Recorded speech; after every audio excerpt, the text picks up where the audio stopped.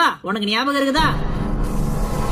சின்ன புள்ளையா இருக்கும்போது ஜெட்டி கூட போடாம நம்ம கிங்கினி முனின்னு சுத்திட்டு இருப்போம். நம்ம வீட்லயும் போட சொல்லி கம்பல் பண்ண மாட்டாங்க. பிரியா சுத்துறா ஜெட்டியை போட்டுக்கிட்டு காஷா காஷான்ட்டு சுத்துறா அப்படின்னு சொல்லிட்டு நம்மள விட்டுருவாங்க. அதுக்கப்புறம் காலங்கள் ஓட ஓட நம்ம கம்பல் சரியா ஜெட்டி போட ஆரம்பிச்சோம். அப்பயும் துறை வந்துட்டு சாதா ஜெட்டி எல்லாம் வாங்கி போட மாட்டாங்க. பூ போட்ட ஜெட்டி பொம்மை ஜெட்டி தான் வாங்கி போடுவாங்க. யாரா ஆந்தாண்டா அந்த ஜெட்டியில டோரா பூச்சி இருக்கும், ஸ்பைடர்மேன் இருக்கும், பேட்மேன் இருக்கும். ஸ்பைடர்மேன் எல்லாம் எப்பேற்பட்ட கதாபாத்திரம். அந்த ஆளுக்கு வந்த சோதனையை பாருங்க, ஜெட்டியில பிரிண்ட் போட்டு வித்துக்கிட்டு இருக்காங்க. இதே தமிழ் சினிமால இருக்கிற ஹீரோலாம் ஜெட்டியில பிரிண்ட் போட்டு விடுவாங்களா?